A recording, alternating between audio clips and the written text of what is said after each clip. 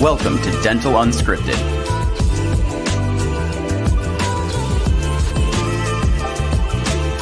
Where Mike Dinsio and Paula Quinn break down the practice ownership journey, one episode at a time. Starting up, buying, and running a successful dental practice.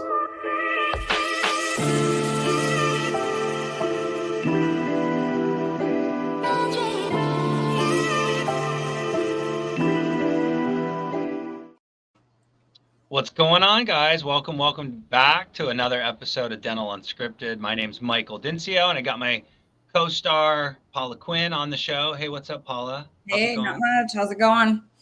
We're doing another one of these things. Yeah, so I know. It's been a minute, so hopefully you guys are still following us. Try to put out as much content as we can, but it's kind of the busy season, and we're doing the best we can. But today we got a really good episode because it's just Paula and I rapping today about hygiene and all things kind of how to grow your practice. And so we're just going to talk a lot about like how to get hygiene departments to produce more, and who better to have on the topic is Ms. Paula Quinn. So we're just going to kind of get into it. But before we do, a little housekeeping. If you haven't heard it, if you're watching this on Startup Unscripted, get over to our other channel called Dental Unscripted. That goes for the same as those of you watching on Acquisition Unscripted. We're just merging all to Dental Unscripted. And this is going to be the place for all of our podcasts moving forward. And the topics are going to be about startups, about acquisitions, and also about practice management. So today's kind of a practice management topic of how to grow a practice and get things going. So let's just kind of get into it. Do I get to just be the guest? I just get to sit here and be the guest? You can be the guest. Do you have any housekeeping to add to that? No, I'm the guest. Yes, you are the guest. We were thinking today about, topics on how to just grow practices, and a hot topic is hygiene. And like in a world where hygienists are just so expensive, dollar wise, and pretty big range. Paula, where do you think the range is on pay these days for hygienists? Statewide or just kind of countrywide? Countrywide. I mean, it's all over the place. Why'd I say statewide? Yeah, countrywide. Yeah, countrywide. I mean, I would say it can be as low as 40, but that's pretty unusual, especially here in the West. But I would say that there are probably some southern states that it could be lower. But I would say average, we're looking at probably 47 to 75. Yeah, here in Pacific Northwest and some parts of California were up in the mid 70s. Yeah. So like, in that kind of mindset, and also not only pay, but also like, I know it's probably not as bad, but do you remember post-COVID when you couldn't literally find a hygienist anywhere? Yes. Just because you're talking to hygiene departments and practice owners all day, I feel like it's less of a problem, but it's still a problem. Yeah. How would you kind of frame up like the void that they've kind of left us? I can say you guys, because you're a hygienist, the void that you guys have left us, has it rebounded? Is it worse in some areas in the country than others? Yeah, I think that it's worse. It kind of seems like, in my opinion, what I've heard, it's like the higher pay regions are the hardest ones to find. Those of us, for instance, Arizona, that didn't change a lot. I think it's still fairly easy to find. It's almost like the higher they got paid, the more, and maybe they did that because they weren't willing to work unless they got a lot of money. I don't know. But that's kind of the trend, is the higher they're paid, the less you seem to be able to find them. And then I think it definitely is area specific. It's just like any other employees, though. some areas are just harder to find employees in general, if you're in a remoter area versus other areas. But, I don't know. But yes, the answer is I do think that it's rebounded a little bit. I definitely see. I mean, we had dentists practically in tears, but I also will say a lot of dentists have become accustomed to doing their own hygiene right now. I mean, so I think there's also just less complaining because it's almost like they found a plan B and kind of just said, I just got to do this. And we won't get into it on this, but even here, in the state of Arizona, passed a law where assistants, can take a certain amount of hours and do some scaling. So that's kind of what the hygiene profession has pushed to happen, demanding high pay. Let's talk about that. I mean, the whole point of this episode is exactly what you're kind of throwing out there, that dentists have had to get really creative to fill this void. And we tell our clients all the time, if you can't get a hygienist, then you're stuck in the chair doing a $200, $300 PPO kind of procedure, and instead of doing $1,500 procedures. And so that's just never going to really pencil the way you want it to. And so, yeah, of course you have to do what you got to do to keep your business going. And we saw a lot of that in COVID with the doctors doing that. But now that some hygienists have come back, which is a good thing, they've come back. Let's kind of get into okay, so we can't really find a hygienist. And so when we do find one, we pay them a lot more, like you said. So the supply and demand is off. And if the demand's really high and the supply is really low, then prices are going to go up, just like they have in Seattle. So if prices have gone up, the only way to combat that is to produce more to justify the ROI, right? Fee for service. Unless they're fee for service. And so that's the big topic for today, is how to get more out of your hygiene department, knowing that you're paying in some cases $70 an hour or more. And it used to be 3 times their wage, right? Is that what you used to say? Yeah, that was the bare minimum 3 times the wage. Yeah, bare minimum. So would we be lucky to get 3 times today with $75 an hour? Well, with well-trained hygienists and motivated hygienists, you should get 3 times your wage still. Yeah, still. Okay. There's so many other, there's so many other things, which I guess, we can get into in a minute, but there's so many other things that hygienists can do and bring to the table besides just the act of scaling, Yeah. That's one piece to the puzzle. Well, let's get into it. So when you think about hygiene and trying to get the most out of those patients, what do you think the top things are? Where do we even start this conversation about getting more dollars per patient in that chair, in the hygiene chair? Where does your head go?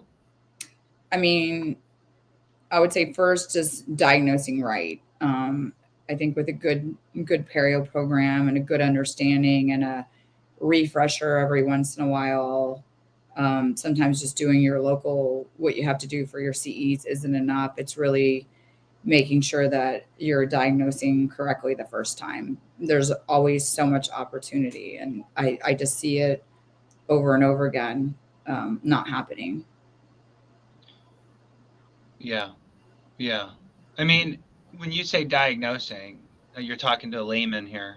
I'm sure the dentists know a lot more about it, but what are you seeing that when you say that, what are you seeing in the hygienists today? Not diagnosing, what does that mean? Yeah. Well, I wouldn't say it just today. I think it's, historically, I always, whenever I'm coaching hygienists, I think it's a very natural instinct when you're a caregiver to sort of want to minimize issues, not shame the patient, and sort of, usually I feel like usually you go into certain fields, whether it's, you ex-banker, hygiene, and a lot of the behavior styles are the same with hygienists, and they're a little bit more reserved. Not all. There's a lot of, different personality types out there, but they don't want to hurt people's feelings. They're caregivers because they want to give and coddle and take care of. And so when you have that, it's hard to have the person that's okay with a little bit of, I wouldn't call it confrontation, but having those hard, tough conversations. Do you know what I mean? And so I just find that they like to gently plant seeds, or they like to avoid, or if a patient's already been through something or even complained about another office doing something, they'll retreat and like not even touch that, so I feel like those can be challenging situations, and the general personality of the hygienist doesn't go with the general, what kind of the job. It's almost like up front when you got to collect the money, it's like a little bit harder, and that's not usually. So, I mean, you want me to explain what I mean by diagnosing correctly is, I would say most of the hygienists I talk to don't even know what 4346 is, or that there's a gingivitis therapy code out there, or they've heard of it and they tell me, oh, insurance doesn't pay for that. Or we try. Well, why would they even be talking insurance? That's what's always fascinating to me. Do you really want to go down that rabbit hole? I mean, maybe you've got doctors on the other end of this thinking, I mean, it is part of the conversation that a lot of offices, by the leadership of the dentist, they allow their team to really have the insurance company dictate what they tell the patient. Well, I know it's like I'm opening up a can of worms, but no, it's okay. I have an answer. I'm for those of you that aren't watching online, it is classic right now that Paula is talking to us. Hold up your right hand real quick, please. Me? No, your left hand now. Don't switch what's in your hand. What did you do? You just had a flosser. Yes, you did it. Yeah, she literally has a flosser in her hand. I was flossing. You couldn't be more cliche right now, but anyways, okay. Fiddling with it. Anyway, okay, yeah. So like, again, I don't know. I mean, we're talking about diagnosing correctly. That kind of to me means that they don't have the insurance company telling them what to diagnose. Wait, insurance. They shouldn't be diagnosing based on the insurance company's stuff. Well, what I find happens is, this isn't meant to be bad, so sorry if your name's Mary Sue, whatever. Mary Sue up front will submit, and either yes, it can be they can use an alternative code. It can be what I want to say. Gosh, Stefani's going to be so disappointed if she's watching this right now. They can downgrade. Sorry. There's a lot of things that happen with, like, for instance, we'll just give the 4346 for example. There's 3 or 4 different scenarios that can happen with the 4346. So I imagine Mary Sue says, Paula, don't use that code again. It didn't get paid, and it just confused the patient, and or they just downgraded it anyways. We might as well submit a 1110, which is an adult pro fee, and then that's in the hygiene mind now. So if you're not set up for success from front all the way to the back, then sometimes submitting certain, especially different codes that we're not used to, can fail you. So whenever I'm going in, I'm really arming not just the hygienist, but the practice with how do we do this and how do we do it successfully. But I do agree with you, Michael. The coding is only to submit to insurance. What's really happening in the chair are a couple different things. And so we've got to talk I'll try not to get over educate here, but we've got to talk in the patient's language. And when a patient comes in and we code them a prophy, okay, so think about this. You come in with gingivitis, pretty bad, and I do a prophy and you leave and it's covered at 100%. And then I put you on 3 months, you're going to say, why? And I'm going to say, well, you know, you have gingivitis. And you're going to say, yeah, but my insurance covers every 6 months. I'll be back then. You don't get the gist of what just happened there. So I like to, call a spade, and make sure the patient fully understands whether it hurts in their pocketbook, whether it hurts by having to come back in 4 to 6 weeks for an additional now prophy. I want the patient to be educated in that. Yeah. You know, and if the insurance denies it or downgrades it, or there's a copay with it, well, I mean, you waited 2 years to come in, or you don't floss, or you're not, you know, it's really, you have to diagnose what you see. If we went to a medical doctor, they wouldn't diagnose something completely different because insurance wasn't going to pay. They would say, hey, Paula, you need to be treated for this. This is what it is. It doesn't matter. Now, the front office has to be armed with the knowledge so they can help explain that to a patient, because we never want to do something without patient's knowledge and understanding and agreeing to treatment, but it shouldn't change the diagnosis in the back. So long story short, what I see often is we are doing bloody prophies, we're giving away perio, we're giving away gingivitis, and we're coding a prophy. And so it's bogging down our chair, it's bogging down our time. The office now, who's already limping along because they're getting reimbursed crap for a prophy, is now getting reimbursed crap for a free gingivitis therapy. You know what I mean? Yeah. What I'm thinking about here is, like, the doctors are always saying to us, well, the insurance company's the problem. They're not paying us enough money. Damn it, Paula, the hygienist, is costing me $75. I should just do my own hygiene. And what I just heard you say was that the front office kind of slapping the hygienist's hands.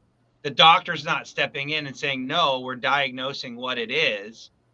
Nancy Joe, or whatever you said, Mary Sue at the front, quit dictating back to us as clinicians. So in a lot of ways, it's a leadership issue by the doctor not stepping in and saying, hey, we got to rewind that a little bit. It's not always Mary Jo or whatever's fault, because sometimes the hygienists just don't want to have those difficult conversations. So that's another so we can't blame. I'm saying sometimes when I hear those myths, I know that's coming from the front, because hygienists have no idea if a claim got paid or not. Now, there's a whole nother problem where hygienists, you know, whether it's because, like I said, it's their personality, it's the difficult conversation, whether they're just not fully educated. And I know they're educated because they have hygiene degrees, but for instance, the 4346, you know, unless you just graduated in the last few years, isn't common knowledge. So it's understanding, number one, the code is out there. Number two, what constitutes using that. And number three, how do we explain that to our patients and even help our front office? Like, hey, it doesn't matter. This is what it is. This is what we're doing. So yes. And then it's a leadership. If the doctor, you know, sometimes what I've seen a lot of times is they don't even look at the gums. They just trust the hygienist, and they're trusting their team, you know, and they should. But at the end of the day, we can all look at a perio charting, and if there's no bleeding points, someone probably isn't marking it. And if there's 30% of the mouth or more, we can all look at it and say, okay, this is no longer a prophy. You say, I hear you talk about statistics, and you know, I don't know the clinical part that like you do and all of that, but I do know numbers. And I think, and I do a lot of practice analyses with our buyers, and I see a lot of 15 to 20, not even, I see a lot of 10 to 15% perio in practices, and that's low. And you've taught me, and the industry says that 30% is probably perio above the age of what, 30 years old 50% of the population over the age 30 has perio, periodontal, or has perio happening. Like maybe not. Yeah. You don't have kind of perio. You have perio or you don't have perio. I see. So gum disease can incorporate gingivitis, but periodontal disease is actually, it's affecting the bone and the surrounding structures, your periodontium. So that's whether you have it on one tooth or one area or entire mouth, you have periodontal disease. It's certain bacteria that cause it. Well, before we pivot away from diagnosing, unless we just want to keep going here, but no.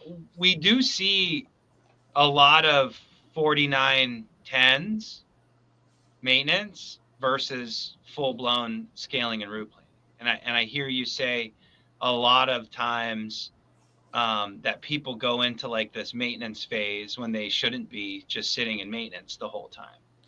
Okay, yeah. So you can't get to a 4910 without having perio treatment. But what I say, what you heard me say is sometimes offices will have high perio percentages because whoever was there before or historically, they had this, and then the patient goes into a maintenance, a 4910, but there's no new perio coming through. So they'll have like a 30% perio because they have so many 4910s. But then when you look at the actual active periotherapy, 4341 or 4342, those will be super low because no one's still diagnosing. But then doc or everyone's like, oh, we've got a 30%, perio in our practice. It's like, if you figure if 50% over the age 30 have periodontal disease and you're getting 20 new patients a month, realistically, 10 of those should be put into active perio. At minimum, they have gingivitis. I know it. I've done this for lots and lots of years. And what hygienists, I don't know if they forget or they, again, are scared. When it's on your watch, okay, let me rewind to when I was a younger hygienist. It wasn't until someone gave me permission that people go back into active perio that I was the same way, because I thought I failed my patient. I did periotherapy. They came every 3 months. A year later, 2 years later, I was like, oh my goodness, this patient still has perio. What's going on? I felt like I can't tell them. They've been doing exactly what I said, and now they have active perio again. Somebody has to say, it's okay. It happens. It's not you. It is the mouth. It's the environment. It's the oral habits, and it's just part of nature. You've got pockets in there that never really heal. Those bacteria and the patient never stays on the exact 90 days on the clock. It's like saying you're a gym trainer and you come to me for your fitness and I put you on a program and nothing, you don't get the results you want. Well, the other however many days you're on your own, you're eating whatever, you're not, you know what I mean? I can't, just because I see you every 6 months, every 3 months, I'm not responsible for you or your mouth or what happened. Okay. So on that, so you're saying someone,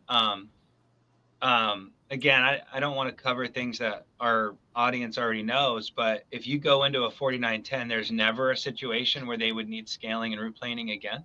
I would almost say there's always a situation they would need it again. That's where I was going. Yeah. So, I would say I would be shocked if you did periotherapy once in a lifetime on a patient. Yeah. So that's the point, is you see these huge 4910 maintenances and you see very little SRPs, and your SRPs, the big dollars. Let's talk about dollars, guys. We're talking about how to get more out of your freaking hygiene chair. Those dollars are a lot bigger on the SRP than pro fees and maintenance, both bigger. And so, okay, so if we got a lot of maintenance and we've got a lot of pro fees and we got very little SRPs, there's two buckets that feed the SRP, the new patient, like you said, and some people that need to jump from maintenance back over. And I think it's really Look at good you. that You could just I think be a hygienist now.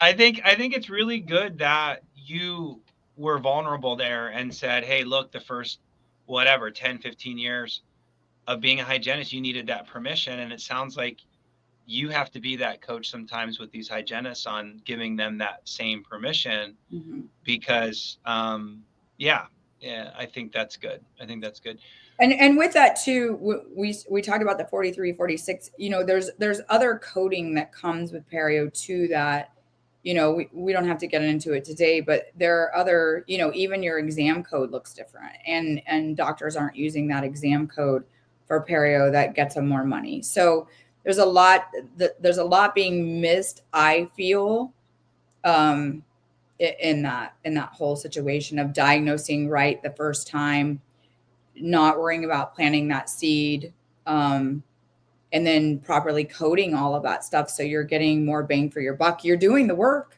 You're doing it. Get paid for it. Yeah. And it's not doing the patient any good to sugarcoat it. You have diabetes, you have some other disease, you have it. Medical doctors never do it. Oh, you got a little diabetes, or probably you got stage one. You got stage 1 cancer. It's fine. Figure it out. Yeah. We'll see you back in 6 months. Yeah. Let's watch it. Let's see if it goes to stage 2. Let's just watch phase 1 cancer. Yeah. So it's really just, clinically calling out what you see. Try to put whenever I do the coaching program, this is what I say to every hygienist. I don't know if they listen to me or not. This is what I say. If it were free and it was your own mouth or your spouse's mouth or your parents' mouth, it was free, didn't have to worry about insurance, how would you treat them? What treatment would you do for them?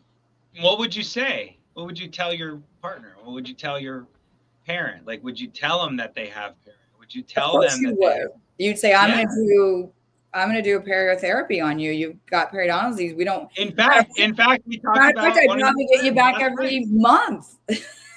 That's right. Yeah. What were you going to say? We talked over. Yeah, I said, in fact, we talked about someone that has Perio, and it's a hard conversation. And but not a bummer hygienist. As a friend, that's totally different. They were in my chair, I wouldn't have a problem. You wouldn't have a problem because you got the loops on. You're a doctor at that point. Right. Okay, what are some other things that you think? We're 30 minutes in and we had a diagnosing conversation. I think that's important, but I'm sure you have 15 other things that you could add. It's kind of how these episodes go. We get into it and next thing you know, we're out of time. But if you had to choose one other thing, what would it be that would, just one, that would drive more revenue into that chair that could offset this $70 wage that we're paying for a whole column, 8 hours? Like, what's another thing, a little nugget? Well, I'm gonna name the two, but I'm not gonna talk about the second one. I just want to say, don't underestimate patient experience and creating value and that whole relationship. Just don't underestimate it. It's probably one of the biggest things. However, it's a slower moving needle because it's not direct money. It's kind of like just something that organically happens based on how you treat patients and how that whole experience looks. But for time's sake, when we're talking about ROIing, the hygiene department and getting more out of it and stuff, I would go to adjunctive services because that's a immediate direct reflection on what happens to the production for the day. What's that mean? Adjunctive services? What's that? Adjunctive, additional services. Uh, So I'm from Ohio. You say adjunctive. Well, I probably didn't even say it right. I'm from Indiana. Well, it's as simple as those. It's as simple as and as complicated. The simple is fluoride, sealants, irrigation, depending on the treatment you're doing. It could be incorporating lasers into your practice for gum tissue laser for hygiene, a diode laser, and as big and complicated as, clear liner therapy, night guards, and things like that. So it's always, we're educated and skilled to assist and discuss all of these things. And, if clear aligners aren't a big part of your practice, that might be a little scarier. And, of course, I always cover that in my program. And then there's direct, if you sign up with a clear aligner, there typically some training that comes from those particular companies. But, so that might need a little bit, but just adding, fluoride, just adding, if it's even adult tooth that's doesn't have any decay, no signs of issues, whipping out I can whip out a sealant in 2 minutes, as long as it takes to put some etch on, rinse it, and put a curing light on, sealants. How come I always wondered, like, why are sealants so focused on in pediatric dentistry? We have a lot of pedo clients, but then because they're not covered, Michael. They're not covered by insurance. That's why. It's always surprising that a hygienist to date, my entire life, me personally, has never brought up a sealant as an adult. Not one time. And I haven't had too many cavities in my life. So it's kind of surprising that there's options that providers are not having that discussion. So that's your answer. It's mostly, if I talk to an office, they'll say, well, adult sealants aren't covered by insurance. Now, if you break it down, again, getting all hygiene and technical, as a hygienist, we never want to be the decision maker in that, because if there is stain or some kind of bacteria down there, and they say, if you put a sealant over it, you could seal the cavity. And however, most sealants today have a fluoride releasing component to it, that they've done studies where it actually can stop that growth and be good for the tooth. So I think, again, it's education, it's leadership, it's the doctor, it's the owner, the dentist, the doctor, doing some research, incorporating it into their practice, and, stating, hey, let's all be in tune and aware of this.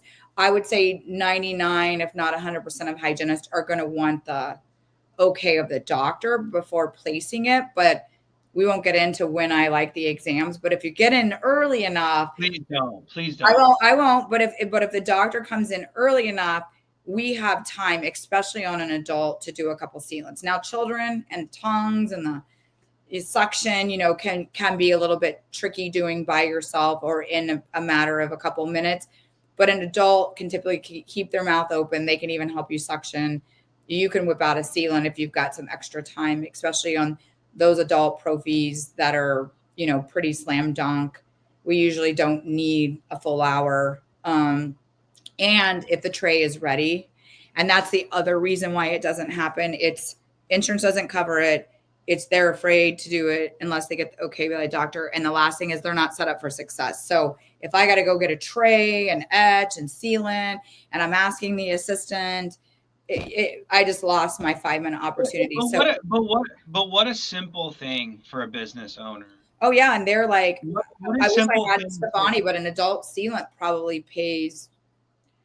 I'm totally guessing, fee for service is probably $70.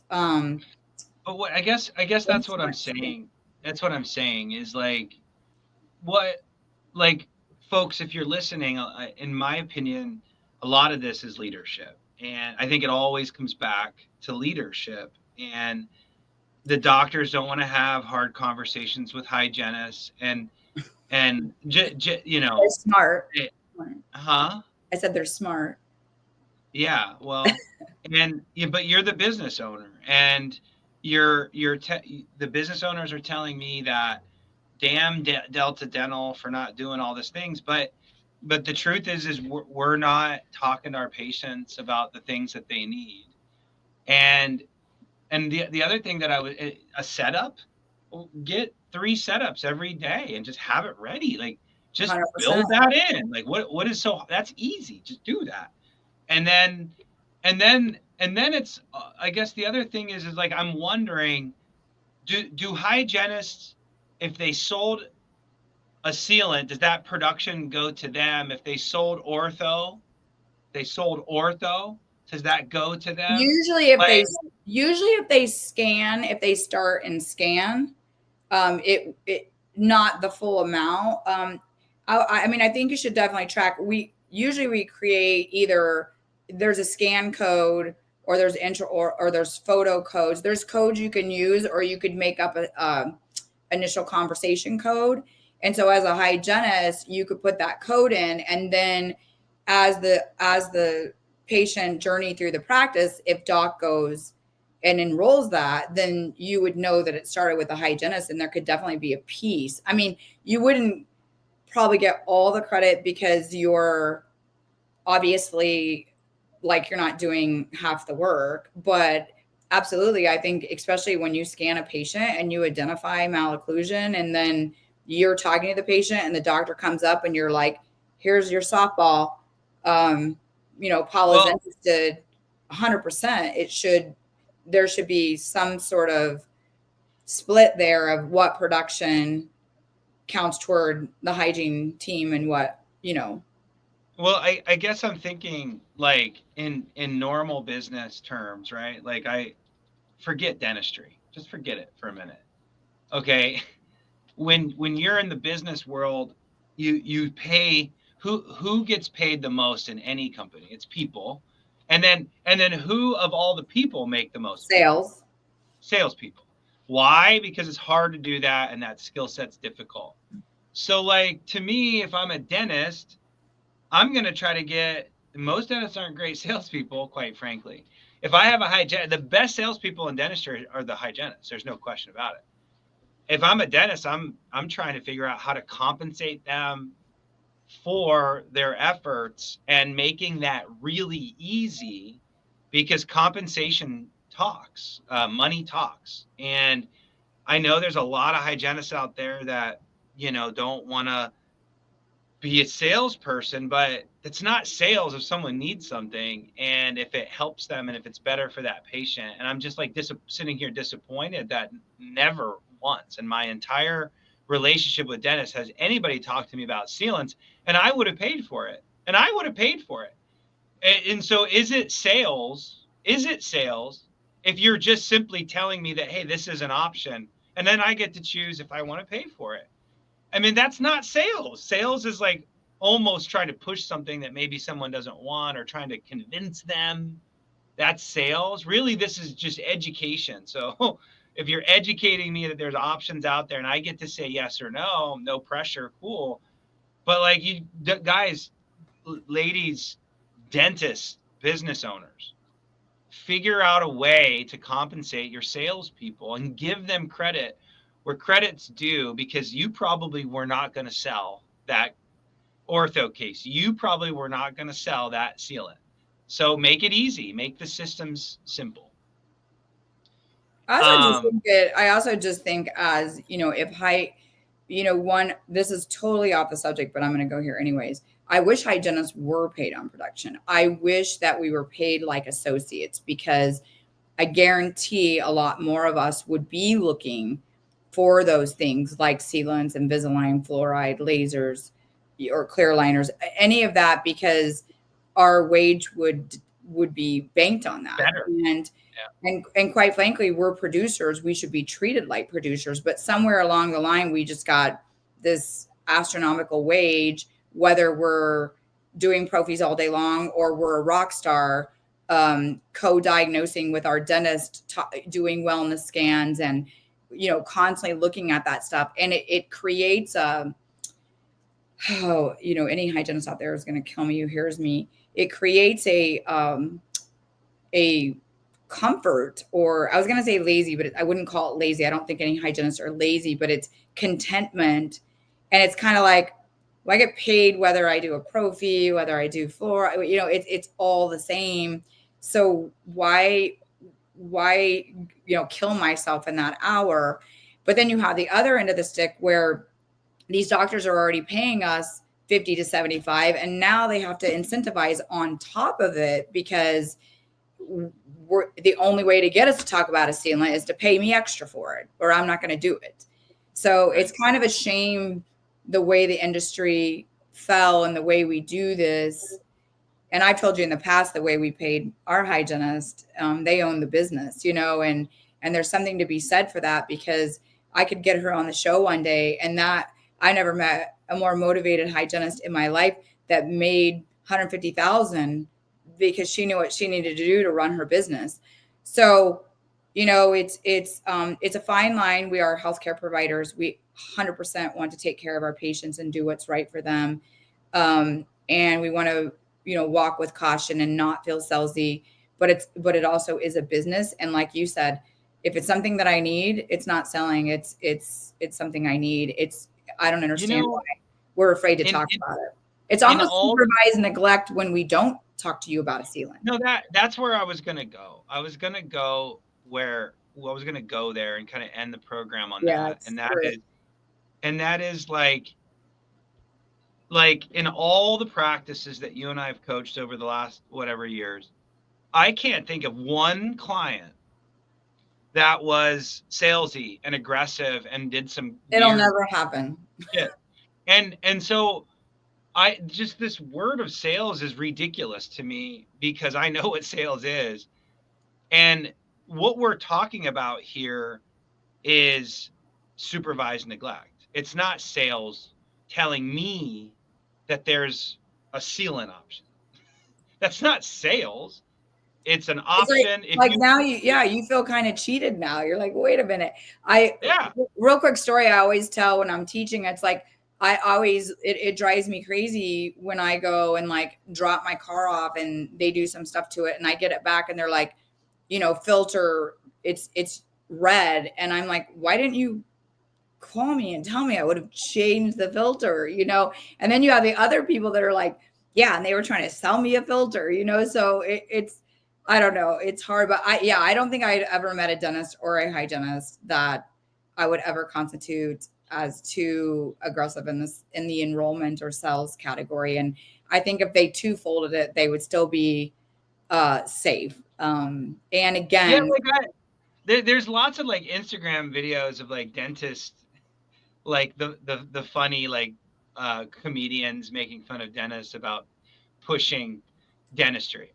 I don't think there's ever been an Instagram video or comedian on a hygienist selling me on a sealant. Like, come on, what are we even talking about here? Yeah. So I just think it's really interesting. And that idea of running a hygiene department off a percentage, this isn't a new concept. You did it 20 years ago. I'm just kind of surprised why we haven't adopted a more sophisticated way of doing this. And I unfortunately, it's people have gotten complacent. And so at the end of the day, there's lots of things that we didn't even probably touch half of what you were prepared for today. But it's almost, there's room for a part two. But folks that are listening, it's not Delta Dental's fault. They definitely have a part of this. It's not. It sounds like I wouldn't. I'd be careful there. Well, but my point to that is we just uncovered 40 minutes of all the things that you could do to offset stupid Delta Dental's fees. And I could say that at least 80% of our clients today, even the ones that you coach, it takes so much effort to turn this mentality around just to get the whole ship. And if the doctors just really push this, in fact, Paula, if you could think of the clients that were totally on board with what you were telling the hygiene team, and the doctor went in and said, we're doing this now, did that hygiene team turn it around quick? And then the doctors are like, guys, Paula just left. She talked about a lot of crazy things like sealants. How do you feel about that? Do you get the same results? Nope. You're shaking your hand no. So again, leadership. Just believe in what you're doing and drive it, and guess what? The team will follow. So I guess with that, let's sign off on this bad boy. But Yeah. I appreciate your brain, Paula, and this topic, and maybe we do a part 2. Anything else to add before we shut this? No, you better not get me started. I mean, I like that my brain is all over the place, but yeah, no, it's good. We'll maybe do a part 2 at some time. Nope, I think it was great. All right, guys. Well, another episode of Dental Unscripted. Thanks Follow for having us. me on. Thanks for having me on. Yeah, thanks for having me on. Get out of here. All right, guys. Talk to you later. See Okay. ya. All right. Bye.